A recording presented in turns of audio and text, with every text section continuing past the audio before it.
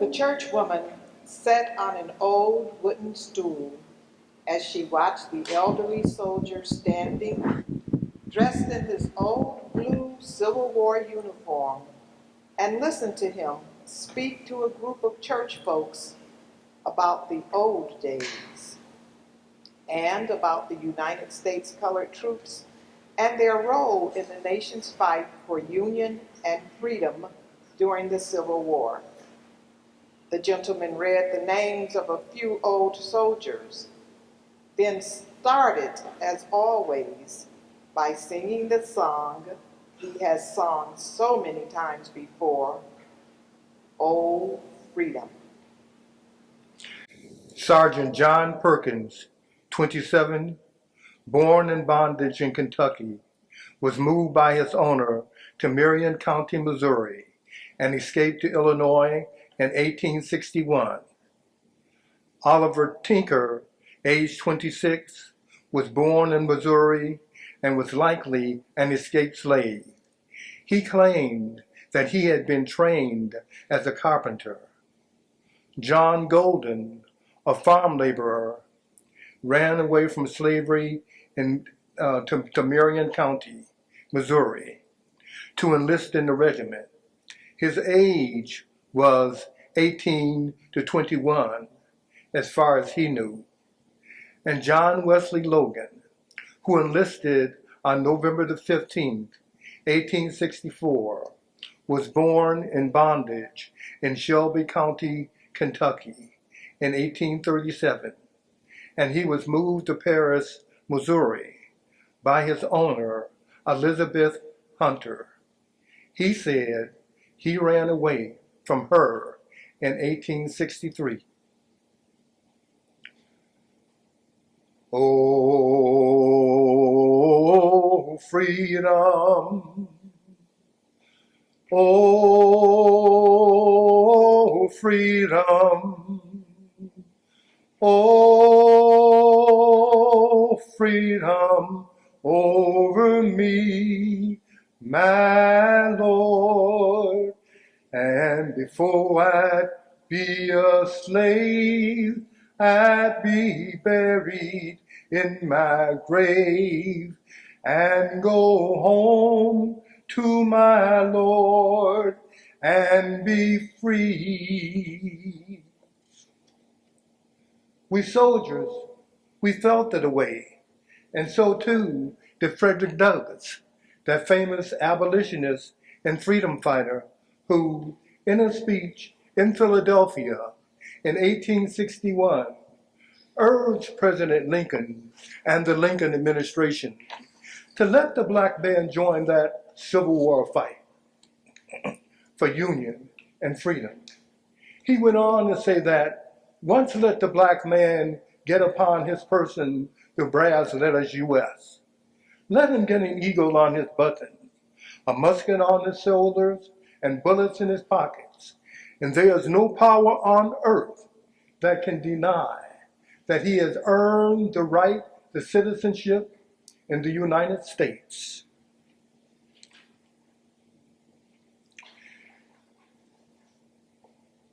Today, standing here in this old blue uniform helps me to remember how we fought for our freedom and the freedom of our people. You see, that Civil War was a terrible war, with brothers fighting brothers, cousins fighting cousins, and masters fighting slaves, and slaves fighting right back, fighting masters. Folks just killing each other. Well, I'm glad that war is over, but we had to have that fight. God knows that for union and freedom, we had to get rid of that slavery. There was always a grandma, an aunt or uncle, someone real or imaginary, that would provide words of warmth and understanding to a runaway slave. Sometimes when I talk about this, I tend to get a little emotional and get ahead of myself.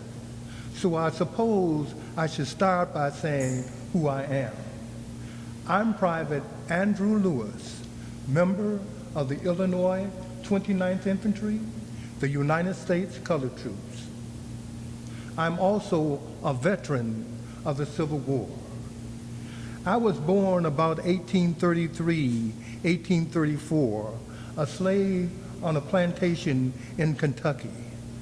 Now, I don't remember much about my family, but I do remember my grandma. She had a kind heart and a strong spirit. She said that when I was just a little fella, they sold my daddy further south to one of those large cotton plantations where they work you to death, working you from sun up to sundown.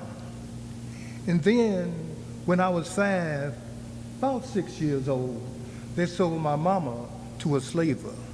Now, we don't know where they went. All we know is that she was screaming and she was crying as they put her in those chains and tied her behind that wagon and led her away. We all cried. And then, when I was 11, about 12 years old, they sold me to a slaver. And I remember my grandma placing her arms on my shoulders as they wrapped me in those chains. And she said, Andrew, somebody in this family gonna be free. And Andrew, that somebody is you. Don't know how, don't know where, don't know when. But the Lord done told me that you're gonna be free. She said that with such passion and such emotion that she burned the notion of freedom deep within my soul. And I was determined to see her dream come true. Well, that slaver sold me to a Mr. William Landon from Miller Township, Marion County, Missouri. Now, Marion County is right on the border of the Mississippi River. So once you cross that Mississippi, you cross over into Quincy, Illinois, free land, free territory. Now, I hated that slavery because all they wanted to do was to break your will, to break your spirit, to break your determination to live free as God had intended for his creation to be free. So about the time that Civil War fight broke out, I ran to freedom. And I ran to freedom with the help of some of those decent common folk and some of those Underground Railroad and abolitionist folk. And I remember how for several days and nights, how they hid me in that barn and in that cellar and gave me a shirt to keep warm and some food to eat as they hid me in another cave. But on that last night, they told me to go down to that river, to get into that boat, to keep down and to keep quiet. They told Perkins, another slave that I met that night for the first time, to get into that boat, to keep down and to keep quiet. Now, the reason they did that was because it was against the law, that Fugitive Slave Act law of 1850.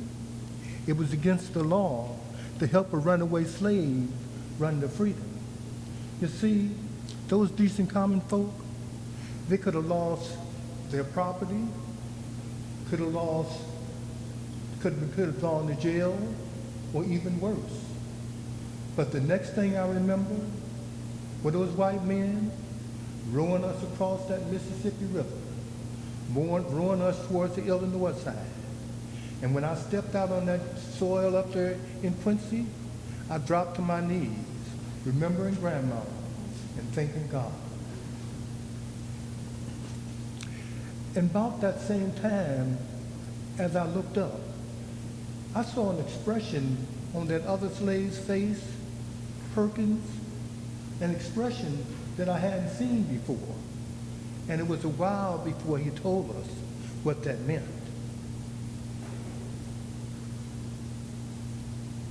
Well, it was some of those same decent common folk who helped me to find work on the farm outside of Quincy and helped me to find work cleaning that old German Baptist church, which became the first colored Baptist church in 1865 in downtown Quincy, the year that the war ended. And that's where I met my first educated colored man, the Reverend Horn. The Reverend Horn was a preacher who became our teacher. And he made it clear that one of his objectives was to prepare us men for that fight that was going on. Because he said that one day our time was coming to get out there and fight for our freedom.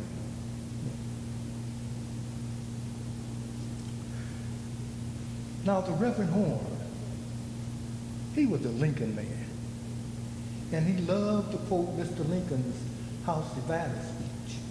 You know, the one where Mr. Lincoln had said that a house divided against itself cannot stand, that it had to be all the one thing or all the other, all of this or all of that. I remember how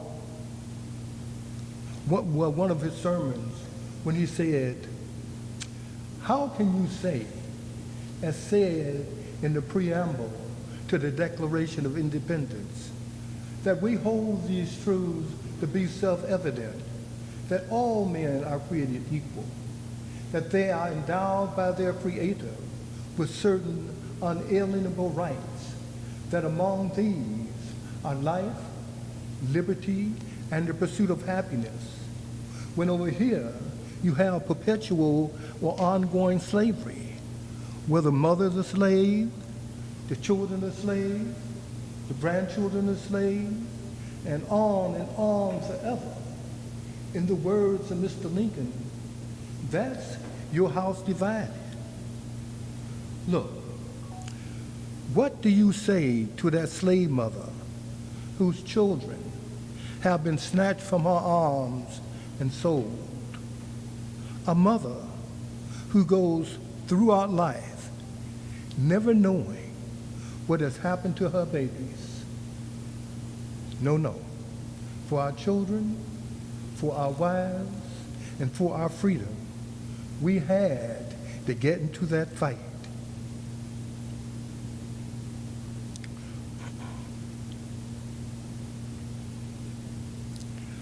Now, one evening in late September 1862, the Reverend came in,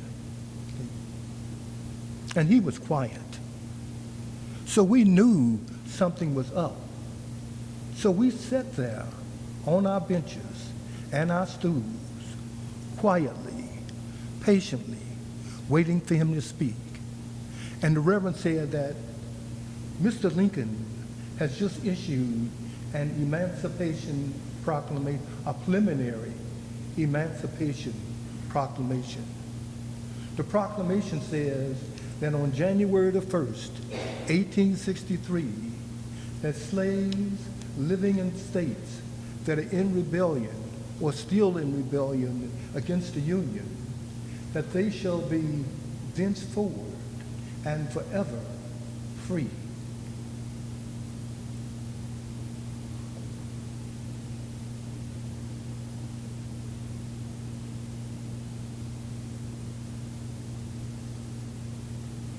Now we stood there, or sat there, on pins and needles, and for the next few months, or next 100 days, we waited anxiously for January the 1st to roll in. And when it did, and when we heard that Mr. Lincoln had actually signed the Emancipation Proclamation, slaves began to flee those southern farms and plantations by the tens of thousands, many of them continuing on up into Canada. Yeah. But the other thing that Mr. Lincoln revealed was that he invited the black man to join that Civil War fight. Now, some folks will tell us that the Emancipation Proclamation didn't free a single slave. But let me tell you what it did do. It put that sweet smell of freedom in the air to help offset that stench of slavery.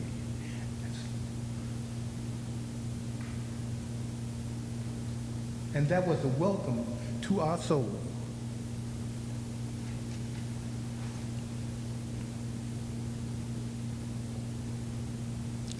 In early 1863, it was a group of black citizens from Illinois who were the first to approach then Governor Richard Yates with a request that a regiment of colored soldiers be raised right here in Illinois. Governor Yates presented that request to the War Department, and the War Department gave its approval. So Governor Yates appointed Colonel John Brose, who would later distinguish himself in the Battle of the Crater out in Petersburg. He appointed Colonel John Brose to take charge of the recruitment. Now, several of us enlisted on November the 1st, 1863, and mustered in 6 months later on April the 24th, 1864, in Quincy, Illinois. We volunteered for 3 years, or for the duration of the war. We trained for a period in Quincy. Then, in May of 1864, our regiment was shipped to Chicago. From there, we traveled by train to Washington, D.C. In Washington, D.C., we were assigned to the Army of the Potomac under the command of Major General George Meade. We were provided the weapons of war. We were given additional training and stood guard duty within Washington, D.C. for approximately 6 weeks. Then we were shipped to Alexandria, Virginia. In Alexandria, Virginia, the Illinois 29th Infantry was one of 9 regiments assigned to the to the 9th Army Corps, commanded by Major General Burnside. The 4th Division, commanded by General Ferrero. The 2nd Brigade, commanded by Colonel Henry Goddard Thomas. And the 1st Brigade was commanded by Colonel Joshua Siegfried.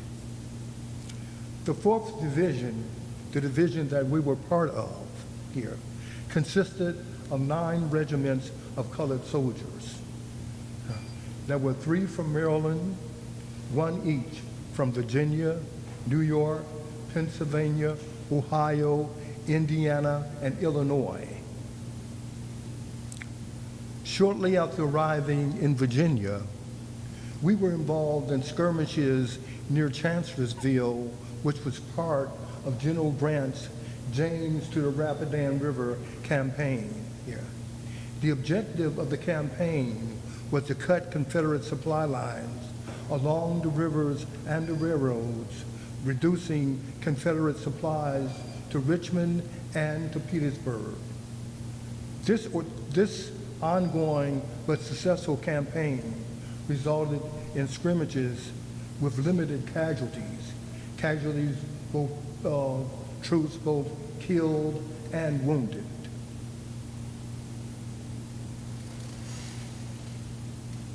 Around the 15th of June, we moved towards Petersburg, where we fought in the Battle of the Crater on July 30th, 1864.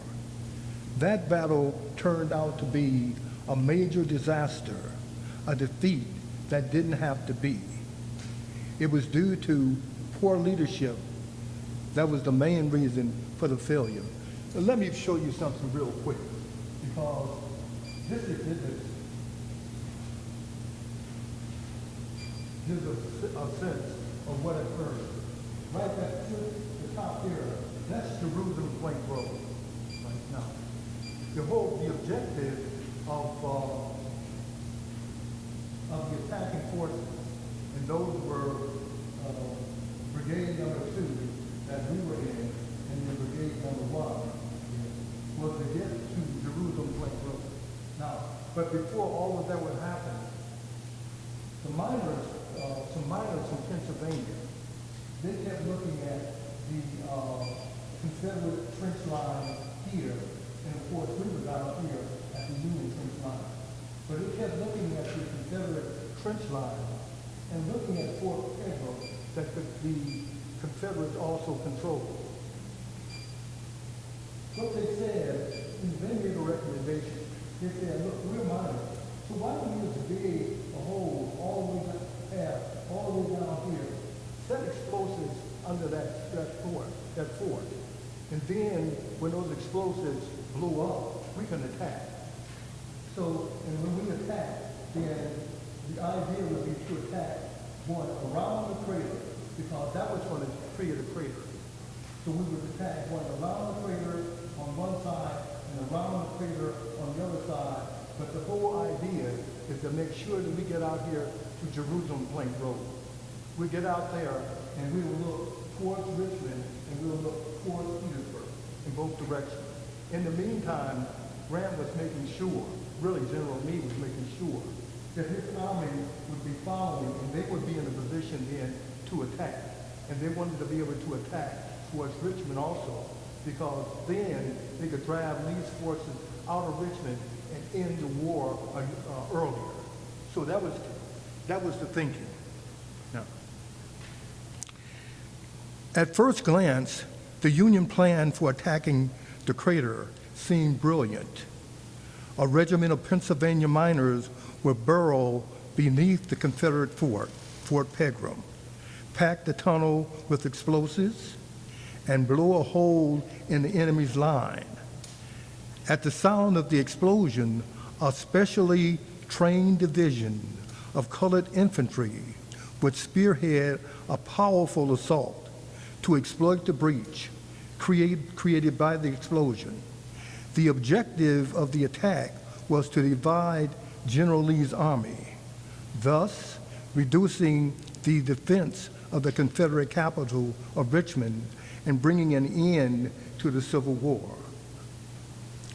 General Burnside, commander of the 9th Army Corps, told General Ferrero that his colored division would have the honor of leading the attack and to instruct and prepare the soldiers accordingly. Now, for almost 3 weeks, we drilled in various movements, both day and night, necessary for an aggressive but successful charge, around both sides of the crater, in a determined dash to get to and hold our objective on the Jerusalem Plank Road. So those lines here, those will be the charge lines around the crater down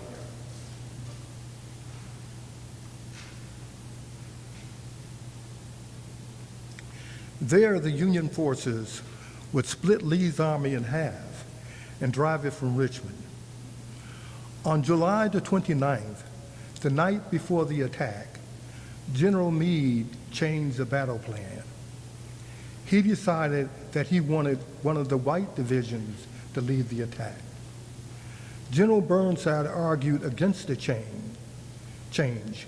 He stated that his colored division had trained for this specific and highly specialized attack because this hadn't happened before. For example, the colored division had trained to advance immediately after the explosion, knowing that for the first 30 minutes that it will generate chaos and confusion, critical for the soldiers to advance and capture Jerusalem Plank Road. The colored soldiers trained to advance immediately, knowing that felt that falling debris from that explosion would seriously injure or kill some advancing soldiers. In the fort, of course, they had heavy equipment and guns, and so once the explosion occurred, then that stuff was going to be flying in the air. The natural tendency is to get out of the way. But they were told that flying in the air or not, charge. So that was part of the training. We're trained trained to charge. The soldiers, the colored soldiers, were trained then to charge around the crater, not down into the crater.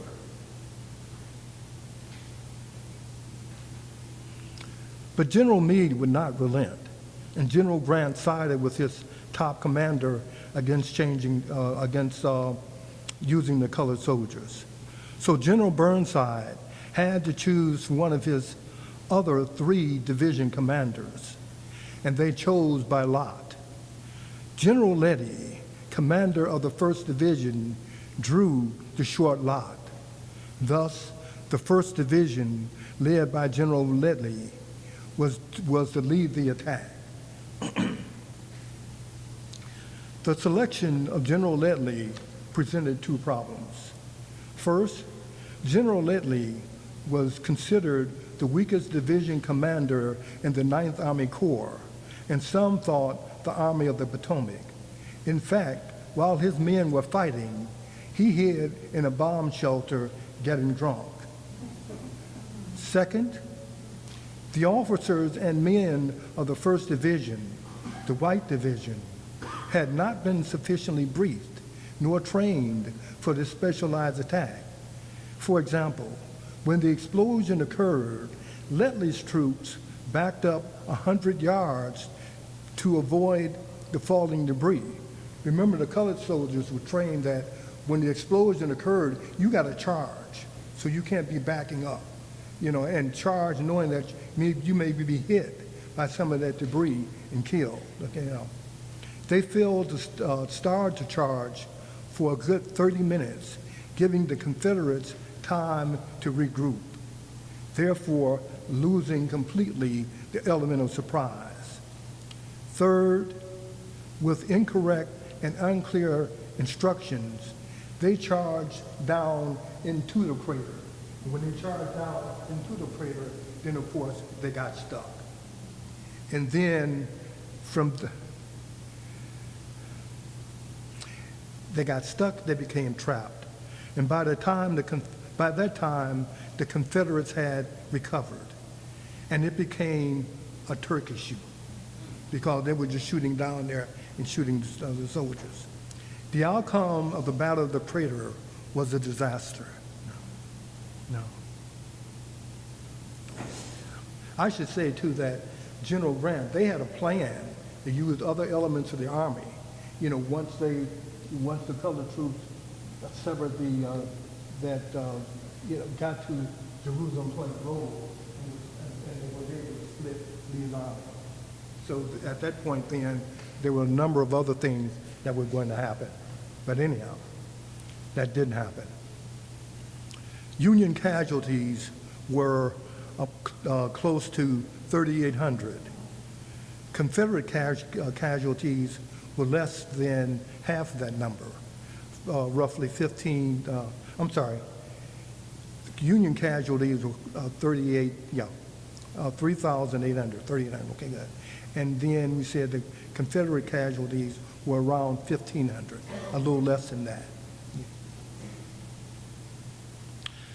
General Grant admitted an error of judgment by acceding to Meade's decision to remove the colored division from the spearhead assignment. He agreed with General Burnside's contention that had the 4th Division led, the assault would probably have succeeded. The freshness and the high motivation of the black troops, combined with their careful training, the careful training that they had been given, would certainly have enabled them to move through the breach without disorganization that beset General Ledley's men, and this would have given the attack an excellent chance to succeed.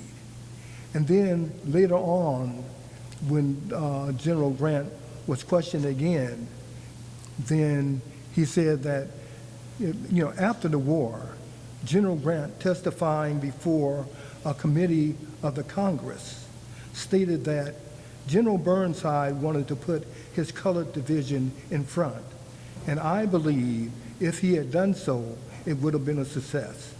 But of course, that's how failure at the top can have a significant impact on those who are serving at the bottom. Now, but moving on. From August the 19th to the 21st, the Illinois 29th Infantry Colored Regiment was back fighting around the Weldon Railroad. In late September, the colored regiments were transferred to the Army of the James, the 25th Army Corps, the 2nd Division, where we further engaged in skirmishes and fights around Poplar Grove Church, Boynton Plank Road, and Hatcher's Run. Yeah. Additional casualties during that fighting occurred. Then there was a pause during the winter months. On April 2nd, 1865, the regiment attacked Battery 45, the last Confederate works defending Petersburg, Virginia. The next day, we arrived in Petersburg as part of the victorious 25th Army Corps, the Army of the James, that was comprised of regiments of colored soldiers. About 4 hours later, the city of Richmond, Virginia, fell. In fact, the 25th Army Corps, led by the Connecticut 29th Infantry, the United States Colored Troops, was the first to march into Richmond to the joy of the abolitionists, the free and enslaved black populations living there.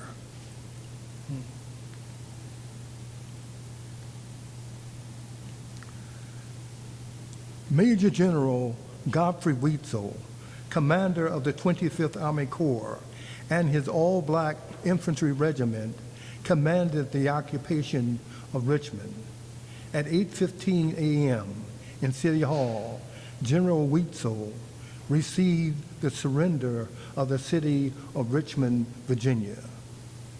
Later that same day, we, the 3rd Brigade of the United States Colored Troops and the 2nd Brigade of the United States Colored Troops, embarked on a hard march for the next 5 days, arriving near Appomattox Courthouse on April the 8th, 1865, where the surrender would occur.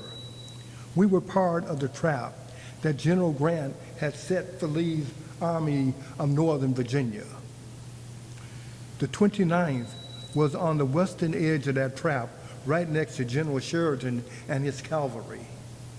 There was a final fight on that day, April the 9th, and the next day, General Lee surrendered his Army of Northern Virginia to General Grant.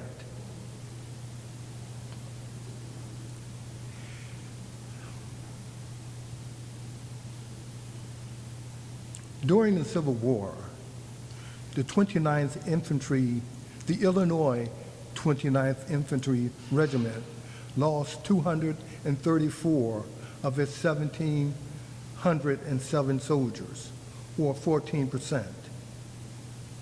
At the end of the war, the 29th, along with other colored regiments, were sent to Texas and stationed along the Rio Grande in anticipation of a war with France. That war didn't materialize. So on November the 6th, 1865, the Illinois 29th Infantry, United States Colored Troops, those soldiers, they mustered out.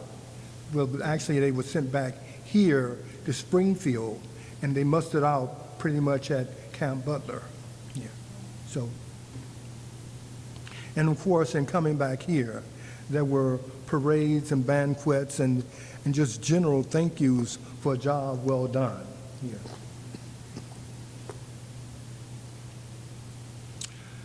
God has a way of making known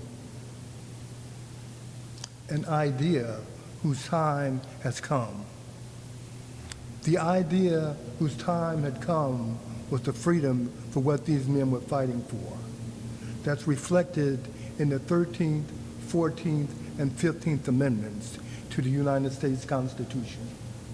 The 13th Amendment abolished slavery within the United States and all of its possessions. The 14th Amendment gave the former slave and the free man, because a lot of those men who were fighting were also free colored men. Yeah. But it gave them their citizenship rights. And then the 15th Amendment gave them the right to vote. Yeah. And I thank you for listening.